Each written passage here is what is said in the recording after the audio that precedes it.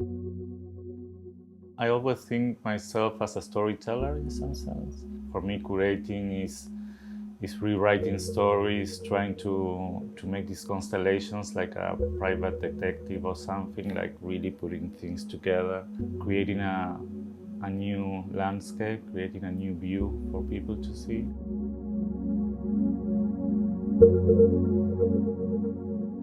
My name is Javier Villa. I'm a senior curator at the Museo de Arte Moderno of Buenos Aires, where I live and work. I'm at Delfina Foundation now, doing a residency. The last 2 years I've been researching on cosmos. I started thinking about cosmos in a colonial way.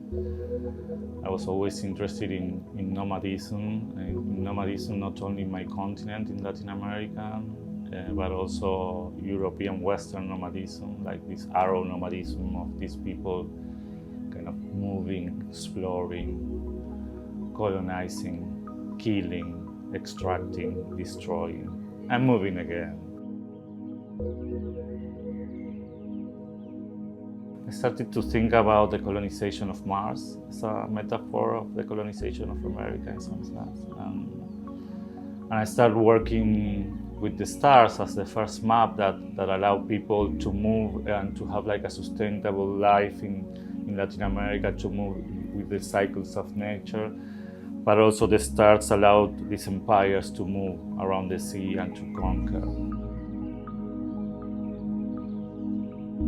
So when I arrived in London, I started searching for these South American objects, Latin American objects also that they have in the British Museum. So I kind of like I get obsessed with this two-headed serpent, a Mexica serpent that is in the British Museum. It's a serpent that with one body goes in two different directions. And I started to think about this possible vertical, cyclical nomadism.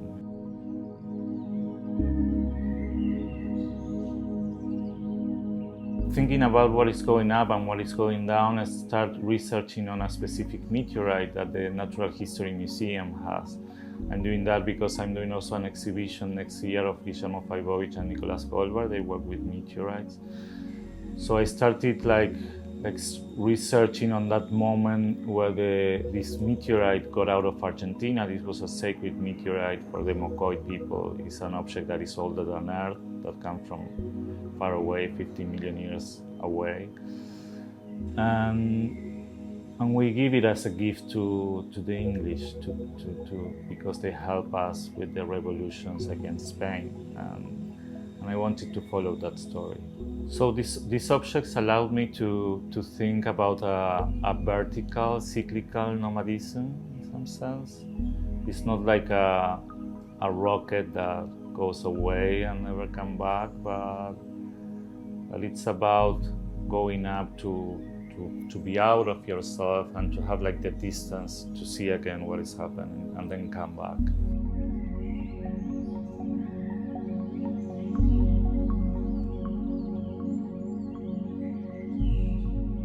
And I started to research around that moment, and I found out that the first rocket that was launched in South America was in 1821. It was a British rocket. It was a missile. It was a weapon to help in the Revolutionary Wars, to help to kill the Spanish. And so I think part of the meteorite is a gift in change of that help also. And then this was 1826 when the meteorite left the country. And at that same moment, Fitzroy started to travel with the Beagle through Patagonia. And he started to map the south of the continent because it was the passage to the Pacific Ocean.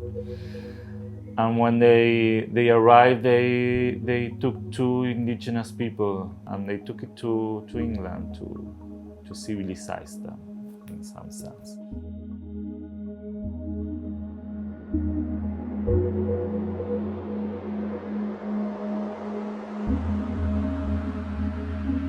And they were there for a couple of years, and then Fitzroy came back with the indigenous people and with Charles Darwin.